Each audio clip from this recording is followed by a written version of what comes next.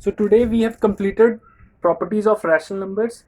So let us have a quick review of all the properties of rational numbers so that it is easy for us to recall and retain as well. Properties of rational numbers. So what are rational numbers first? Rational numbers are something written in the form of P upon Q, where P and Q are integers and Q is not equal to 0. Then we learnt about addition, subtraction, multiplication, and division of rational numbers. After that, we shifted our focus to different properties of rational numbers. So, what was the first property of rational numbers? Obviously, it was closure property. What did the closure property said? It said that if you are having a set of numbers, this set of numbers could be natural numbers, whole numbers, integers, or rational numbers. Suppose this set is of a whole numbers. Suppose you are having a set of numbers and you take any two numbers from this set and you try to do some operation on it, addition, subtraction, multiplication, or division. Obviously, you will get one result. You will get one result. If this result also belongs to this set of whole numbers, then you will say that addition is closed for whole numbers. You try to do subtraction, similarly taking two whole numbers, trying to subtract, and if you get the result as a whole number only, so you will say that subtraction is closed for whole numbers, otherwise it is not. Let us take example. Suppose you have two whole numbers 3 and 2. You try to add it, the result was 5. So you can say that you take any other examples also, you will find that addition is closed for whole numbers. Now similarly, I am taking 2 and 3. 2 and 3 are two whole numbers. I am trying to subtract.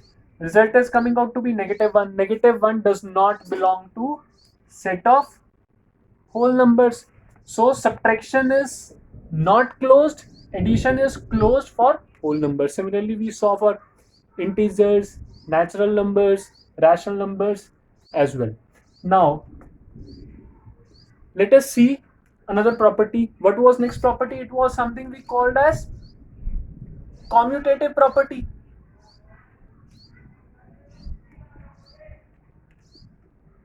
What did it say? That two numbers can be operated in any order. Suppose you have two numbers a and b, it could be multiplied in any order. A into b and b into a is one and the same thing. A plus b and b plus a is also one and the same thing.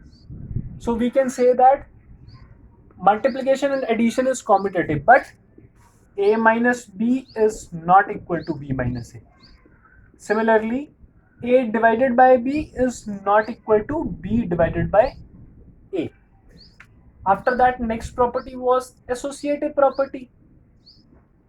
What did associative property say? Said that if you are having a set of numbers and you try to do some operation on it, you can do that operation without considering how they are associated. Suppose you want to add,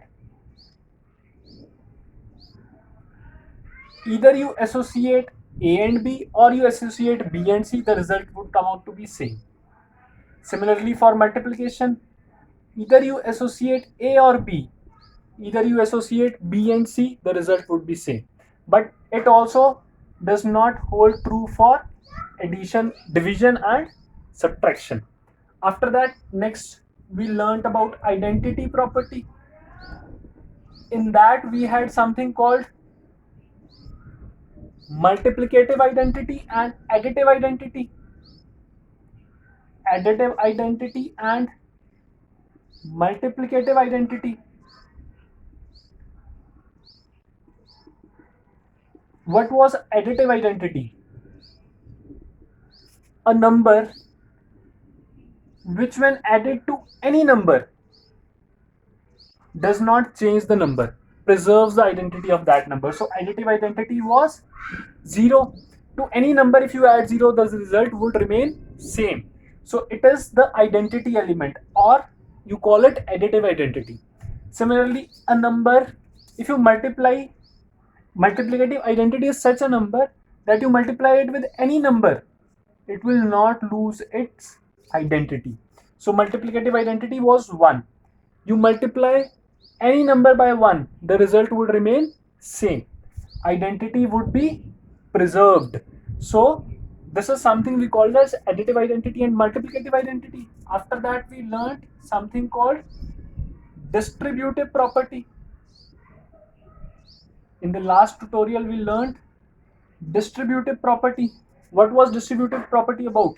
Suppose you have x into a, or suppose you say that x into c you have. So you can distribute it into as sum of products. You can write x into, suppose c is equal to a plus b. So you can write it as x into a plus x into b. Or you can say directly that x into a plus b is any number, is equal to x into a plus x into b. This was something we call as distributivity of multiplication over addition. Similarly, x into a minus b was x into a minus x into b. This is distributivity of multiplication over subtraction. And today's topic, obviously, it was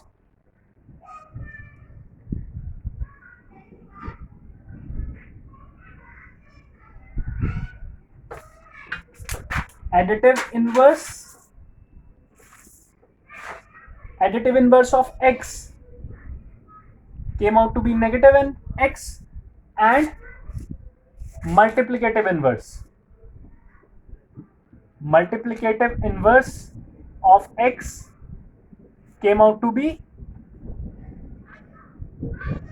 1 upon x. So these are all the properties of rational numbers that we have learned so far. We have done questions related to these properties. Now this covers our properties of rational numbers. After that, we will move on to how to represent these rational numbers on number line and do different questions related to it. So I would suggest that all of you go through these set of videos, and every time you are watching mathematics tutorials, please have one pen and paper with you and try to watch these videos at least twice so that it is easy to retain. Thank you. Now related to it, I will share one assignment. You all do that assignment and be more clear with today's topic, that was additive inverse and multiplicative inverse.